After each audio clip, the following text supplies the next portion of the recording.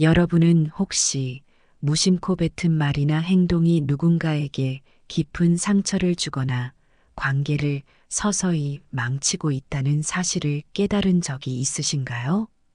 아니면 내가 한 자랑이 누군가에게 큰 부담으로 다가올 수도 있다는 걸 생각해 보신 적 있나요? 오히려 가까운 사람일수록 말 한마디에 관계가 무너질 수 있습니다. 오늘 이야기할 내용은 단순히 이야기하지 말아야 할 것들에 그치지 않습니다. 우리가 살아가면서 지혜롭게 관계를 유지하고 품위를 지키며 살아가는 데 있어 중요한 교훈이 담긴 내용입니다. 세상에서 가장 소중한 것은 돈도, 명예도, 건강도 아닙니다. 바로 우리의 관계입니다. 하지만 관계를 망치는 가장 큰 이유 중 하나는 바로 자신도 모르는 사이 상대방을 불편하게 하는 자랑입니다. 자랑은 나를 돋보이게 하는 것 같지만 사실은 우리의 주변 사람들을 불편하게 만들고 심지어 관계의 틈을 만들어낼 수 있습니다. 이제 곧 본론에서 이야기할 5가지는 많은 분들이 그래도 이 정도는 괜찮겠지라고 생각할 수 있는 내용들입니다. 하지만 그렇지 않습니다. 이 5가지는 사소한 듯 보이지만 인간관계의 크고 작은 균열을 만드는 원인입니다. 여러분은 지금 이 영상을 보며 정말 내가 이걸 하고 있었던 건 아닐까? 스스로를 되돌아보게 될지도 모릅니다. 또 한 가지 중요한 사실은 여기서 멈추는 것이 아니라 이를 대처하고 앞으로 어떻게 행동해야 할지에 대한 구체적인 대안도 함께 제시할 예정입니다. 단순히 하지 말라고만 말하는 것이 아니라 어떤 태도가 진정으로 품격 있는 삶을 만드는지 끝까지 함께 알아보겠습니다. 본론으로 들어가기 전 이 영상을 통해 공감하셨다면 구독과 좋아요, 그리고 알림 설정 부탁드립니다. 여러분의 작은 클릭 하나가 더 많은 분들과 이 귀중한 이야기를 나눌 수 있게 도와줍니다. 그럼 첫 번째 이야기로 바로 들어가 보겠습니다. 우리에게 정말 중요한 것을 지키기 위해 절대 자랑해서는 안 되는 것에 대해 알아봅시다. 1. 재산 자랑은 왜 멀리해야 할까? 재산은 우리가 평생 동안 노력한 결과로 얻어진 소중한 성취물이자 삶의 안정감을 주는 중요한 요소입니다. 집, 차, 그리고 통장에 찍힌 숫자는 단순히 물질적인 가치 이상의 의미를 지니며 때로는 자부심과 성취감을 상징하기도 합니다. 하지만 이러한 재산을 자랑하는 것은 우리의 의도와는 달리 주변 사람들에게 부정적인 감정을 유발할 수 있습니다.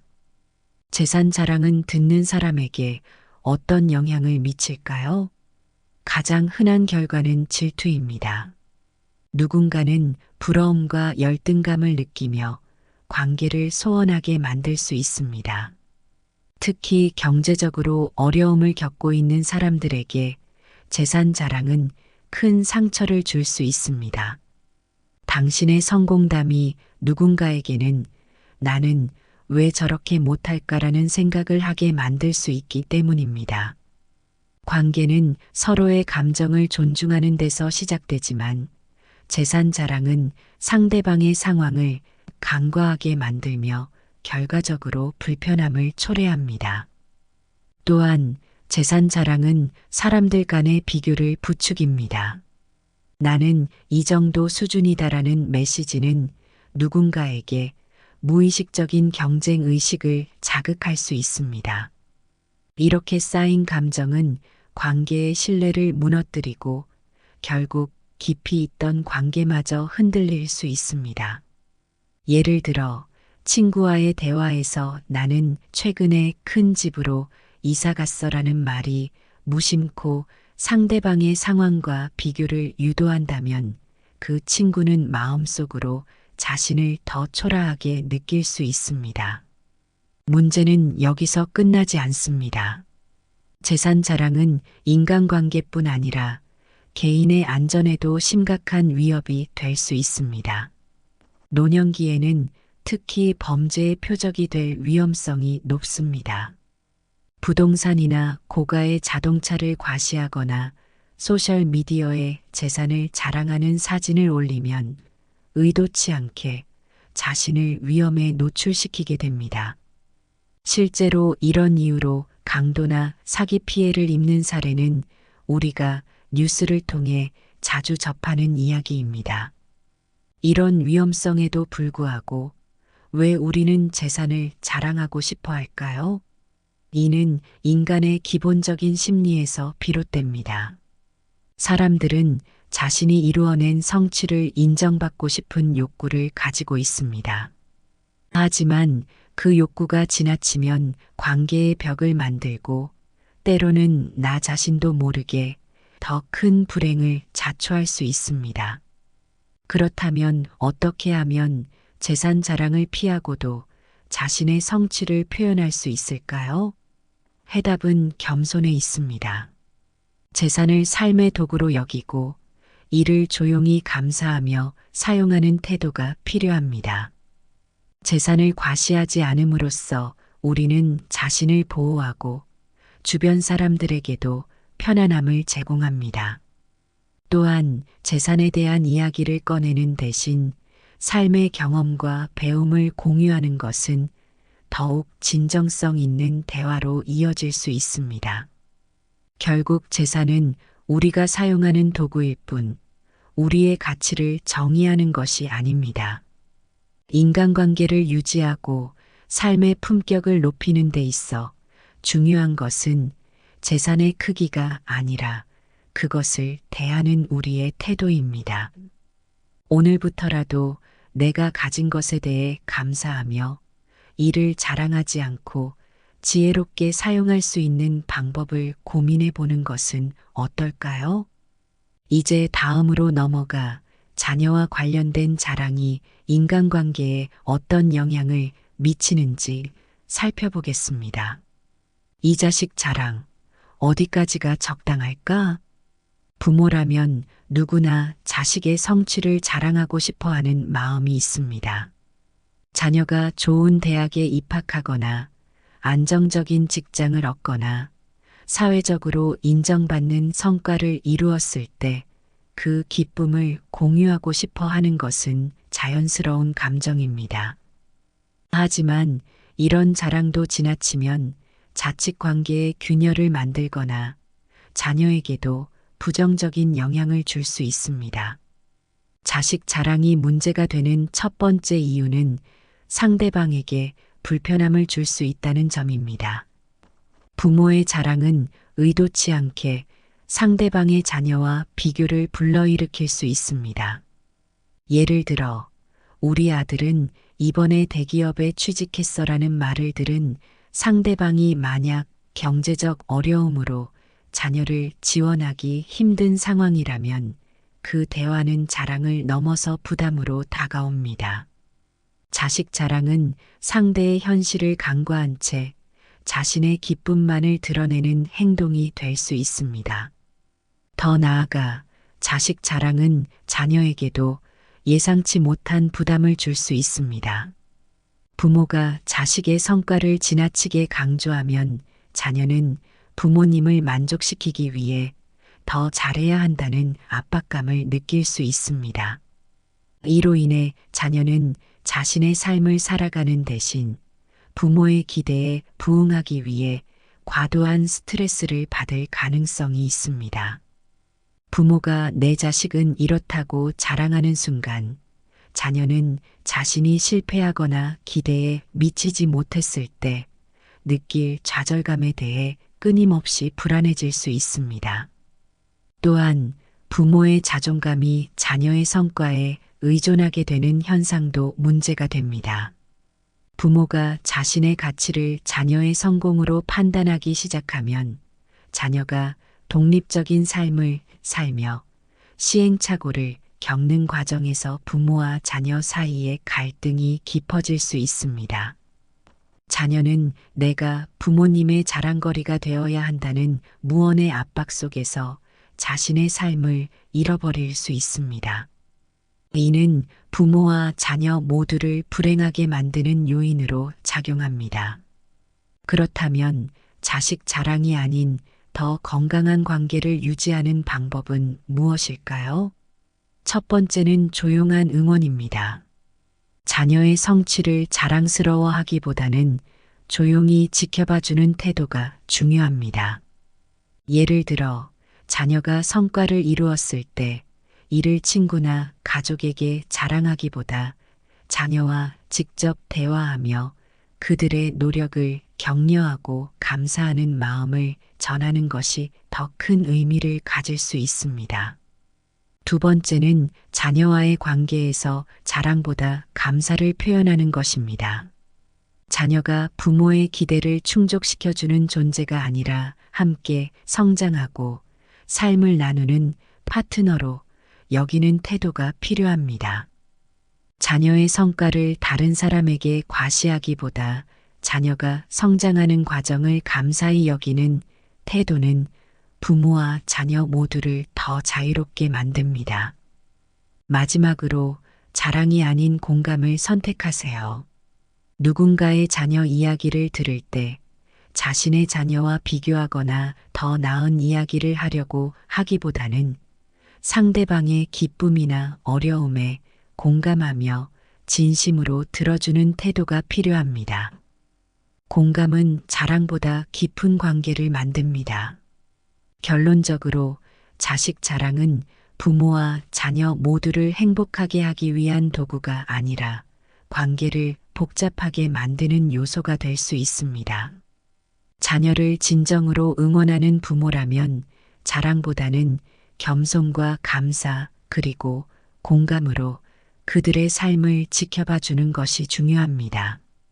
다음으로 과거를 자랑하는 것이 왜 문제를 일으킬 수 있는지 살펴보겠습니다. 3. 과거 자랑이 초래하는 문제. 과거는 우리 삶의 일부이자 때로는 우리의 정체성을 형성하는 중요한 기반이 됩니다. 과거에 이루었던 성취나 경험은 우리를 자랑스럽게 만들기도 하고 현재의 우리를 이루는 원동력이 되기도 합니다. 하지만 과거에 얽매여 이를 반복적으로 자랑하는 것은 때로 현재의 삶을 초라하게 만들고 인간관계에서도 부정적인 영향을 미칠 수 있습니다. 과거 자랑은 왜 문제가 될까요? 첫째, 과거에 매달리는 태도는 현재의 가치를 간과하게 만듭니다. 나는 한때 이런 사람이었다. 혹은 그 시절엔 내가 이런 성과를 냈었지라는 말은 듣는 사람에게는 흥미로울지 몰라도 말하는 자신에게는 현재의 부족함을 간주하는 역효과를 가져올 수 있습니다. 과거에 비해 현재의 자신이 더 나아지지 못했다는 무의식적인 인식은 자존감에도 부정적인 영향을 미칩니다. 둘째, 과거를 반복적으로 자랑하는 태도는 인간관계에서 피로감을 유발할 수 있습니다. 주변 사람들은 과거 이야기가 반복될수록 흥미를 잃고 대화가 단조롭고 지루하게 느껴질 수 있습니다. 예를 들어 매번 같은 이야기를 반복하는 친구나 가족을 떠올려 보세요. 처음에는 흥미롭지만 시간이 지날수록 왜 저 이야기를 또 할까? 라는 생각이 들며 관계가 서서히 멀어질 수 있습니다. 셋째, 과거 자랑은 다른 사람들과의 관계에서 경쟁심이나 비교를 불러일으킬 수 있습니다. 과거의 성취를 자랑하며 스스로를 돋보이게 하려는 태도는 상대방으로 하여금 불필요한 비교 의식을 느끼게 합니다. 상대방이 자신이 이루지 못한 것을 떠올리며 열등감을 느끼거나 반대로 방어적인 태도를 취하게 될 수도 있습니다. 이는 관계의 신뢰를 약화시키고 불필요한 감정적 갈등을 초래할 가능성이 있습니다. 그렇다면 과거를 자랑하지 않고도 과거의 성취를 긍정적으로 활용하는 방법은 무엇일까요? 첫 번째는 추억을 간직하는 태도입니다. 과거의 성취를 다른 사람들에게 강조하는 대신 스스로의 내면에 간직하며 오늘의 삶에 적용하는 것입니다.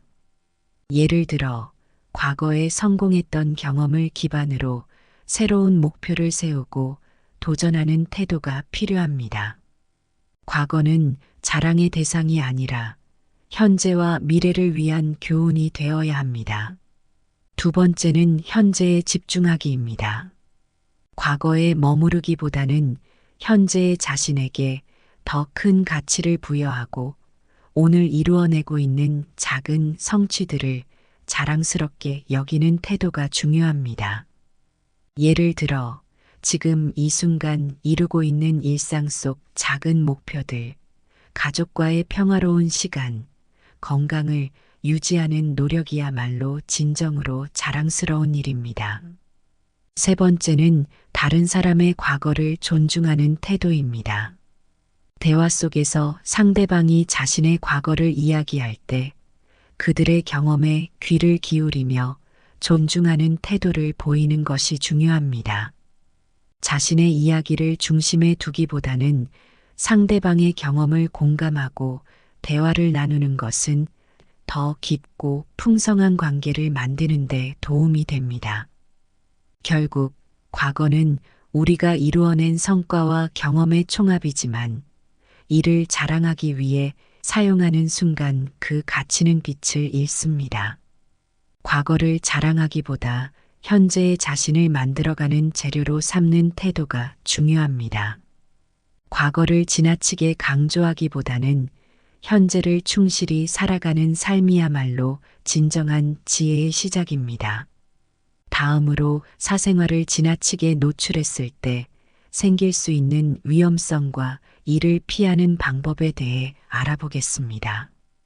사생활 노출의 위험성. 사람들은 자신의 이야기를 나누며 다른 사람들과 연결되고 싶어 합니다. 이는 인간관계에서 중요한 요소이지만 지나친 사생활 노출은 때로는 예상치 못한 부정적인 결과를 초래할 수 있습니다. 특히 노년기에는 관계의 안정성과 신뢰가 중요한 만큼 말 한마디가 관계에 미치는 영향은 더욱 커질 수 있습니다. 사생활을 과도하게 노출했을 때 가장 큰 위험은 오해와 갈등입니다. 예를 들어 가족 문제, 재정 상황, 혹은 건강 상태와 같은 민감한 이야기를 주변 사람들에게 무심코 공유한다면 이 정보가 오해를 불러일으킬 가능성이 큽니다. 상대방이 이야기를 잘못 이해하거나 제3자에게 전달하는 과정에서 왜곡될 경우 불필요한 갈등으로 번질 수 있습니다. 두 번째 위험은 관계의 불균형입니다. 사생활을 지나치게 공유하면 상대방은 심리적인 부담을 느낄 수 있습니다. 특히 듣는 사람이 그 이야기를 감당할 준비가 되어 있지 않다면 이로 인해 관계가 어색해지거나 멀어질 수 있습니다. 상대방은 왜 나에게 이런 이야기를 하는 걸까? 라는 생각을 하며 대화에서 점점 거리를 두게 됩니다. 세 번째는 신뢰의 손상입니다. 한번 노출된 사생활 정보는 다시 감출 수 없습니다. 누군가에게 나의 이야기를 공유했을 때 그 정보가 또 다른 사람에게 전달될 가능성을 완전히 배제할 수 없습니다. 이는 사생활이 더 이상 내 통제 아래 있지 않게 된다는 것을 의미하며 신뢰를 기반으로 했던 관계마저 흔들릴 수 있습니다. 특히 노년기에는 소문의 위험이 더 크다는 점을 간과해서는 안 됩니다. 좁은 사회적 네트워크 안에서 사적인 이야기가 빠르게 퍼질 수 있으며 이는 개인의 명예나 가족관계에 심각한 영향을 미칠 수 있습니다. 그렇다면 어떻게 하면 사생활 노출의 위험을 최소화할 수 있을까요? 첫 번째는 정보의 선택적 공유입니다. 모든 이야기가 다 공개될 필요는 없습니다. 가족이나 가까운 친구와 같은 신뢰할 수 있는 관계 내에서도 공유할 내용과 그렇지 않을 내용을 분명히 구분해야 합니다. 예를 들어 재정 상태나 건강 문제와 같은 민감한 주제는 반드시 신중하게 다루어야 합니다. 두 번째는 대화의 목적을 분명히 하기입니다. 대화를 나눌 때 나의 이야기를 상대방에게 왜 공유하려는지 스스로에게 물어보는 것이 중요합니다.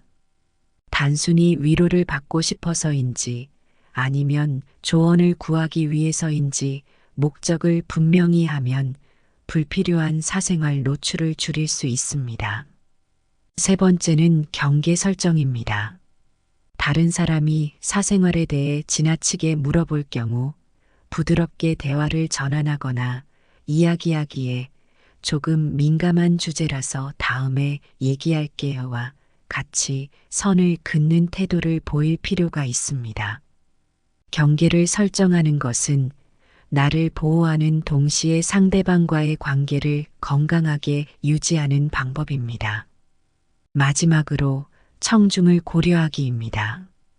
이야기를 나누는 상대방의 성격과 상황을 신중히 고려해야 합니다. 예를 들어 상대방이 말이 많고 주변 사람들에게 정보를 쉽게 전달하는 성향이라면 사생활 이야기를 나누는데 특히 주의해야 합니다. 사생활은 우리의 가장 개인적이고 소중한 자산입니다. 이를 지키는 것은 나 자신뿐 아니라 내가 소중히 여기는 관계를 보호하는데 필수적입니다. 오늘부터라도 말을 하기 전에 이 이야기가 나와 상대방에게 어떤 영향을 미칠까? 라는 질문을 스스로에게 던져보는 습관을 길러보세요. 이제 우리의 관계를 더욱 복잡하게 만들 수 있는 또 다른 주제인 충고와 비난에 대해 살펴보겠습니다. 오충고와 비난, 언제 조심해야 할까? 누군가를 돕고 싶은 마음은 누구에게나 있습니다. 특히 나이가 들수록 더 많은 경험과 지혜를 바탕으로 주변 사람들에게 충고를 건네고 싶어지는 경우가 많습니다. 하지만 요청받지 않은 충고나 과도한 비난은 오히려 관계를 악화시키고 상대방의 마음을 다치게 할 수 있습니다. 충고가 문제가 되는 첫 번째 이유는 상대방의 준비 상태를 고려하지 않을 때 발생합니다. 예를 들어 친구가 어려운 상황에 처했을 때 너는 이렇게 해야 해 혹은 내가 너라면 이렇게 했을 거야 라는 말을 건넸다고 가정해 봅시다. 이러한 충고는 도움을 주려는 의도와는 달리 상대방에게 부담이나 불쾌감을 줄 수 있습니다. 상대방이 아직 문제를 받아들이거나 해결할 준비가 되지 않았다면 충고는 잔소리로 받아들여지기 쉽습니다. 두 번째로 충고와 비난은 상대방의 자존감을 무너뜨릴 수 있습니다. 타인의 행동이나 단점을 지적하는 것은 상대방에게 너는 부족하다는 메시지를 전달하는 것과 같습니다. 이는 스스로에 대한 부정적인 인식을 강화시키고 심리적으로 위축되게 만들 수 있습니다. 예를 들어, 너는 왜 그걸 못해? 라는 비난은 상대방이 상황을 개선하려는 의지를 꺾는 결과를 초래할 수 있습니다. 세 번째 문제는 관계의 신뢰를 손상시킬 수 있다는 점입니다. 충고와 비난은 대화를 주고받는 관계가 아니라 한쪽이 우위에 서고 다른 한쪽이 지도를 받는 구조를 만들어냅니다.